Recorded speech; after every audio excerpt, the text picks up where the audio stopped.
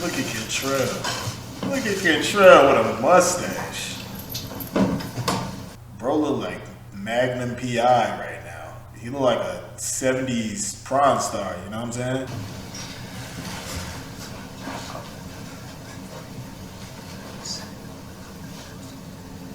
Okay. Some loud whispers.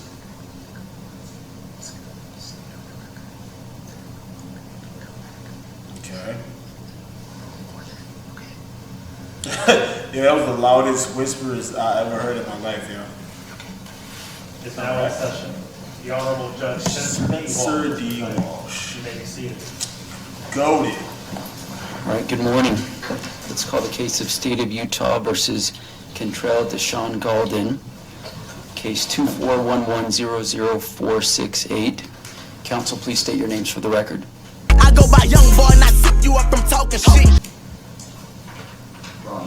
Aaron Jossie for the state.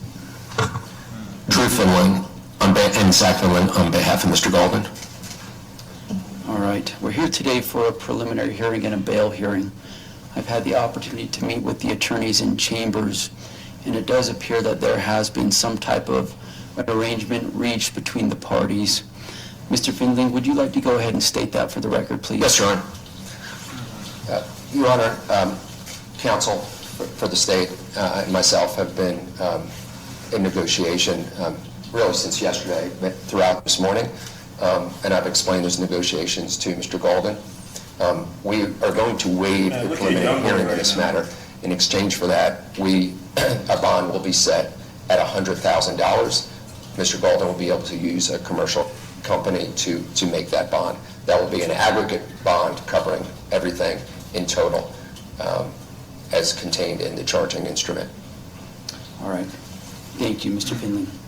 Mr. Keller, does that accurately represent the agreement that's been reached between the state and Mr. Galden? Yes, it does, Your Honor. Mr. Galden, have you had enough time to speak to your attorneys about this decision to waive your right to your preliminary hearing? Yes. You dang right. I understand that the standard at a preliminary hearing is a much lower burden of proof that the government would have to meet than at trial. So instead of proof beyond a reasonable doubt, it's a lower burden of proof, which is there a reasonable belief that a crime was committed by you? And the court has to view all the evidence that it would receive in a light most favorable to the government, to the prosecution. Understanding that legal standard and having had discussions with your attorneys, do you hereby waive your right to your preliminary hearing? Yes. All right. The court finds that Mr. Galden has knowingly and voluntarily waived his right to his preliminary hearing. He will be bound over for trial on all the charges set forth in the information, the charging document in this case. Bail will be set through stipulation of the parties at $100,000. That will be bondable. And in talking to the attorneys, it sounds like they would like to set this out for an arraignment at a later point in time. Mr. Finley, would you like to go ahead and articulate anything specific related to that? Yes, Your Honor. As discussed in chambers, and I explained to Mr. Galden, even if it's set up for arraignment, say in 60 days, the court has made it clear through discussion with counsel, if there is a resolution well before then, we're welcome to come back before Your Honor at any point in the future. Okay, very good. So we'll set Mr. Galden's arraignment out in about 60 days. Okay. That arraignment would take place through WebEx. We'll have Mr. Galden brought here to the courthouse, and then if Mr. Finley would like to appear remotely for that hearing, he may do so. Also, if the attorneys reach some sort of resolution prior to those 60 days expiring, then just reach out to Angie and we'll get that on my calendar in a timely fashion. Angie, a date about 60 days out for that arraignment on a Monday morning probably. July 1st, at what time? 9? Okay, so that would be July 1st at 9 a.m. or 1:30 p.m. Mountain Time, whatever you'd prefer. Either one. Okay, let's do 9 a.m. Does that work for the state? It does, yes.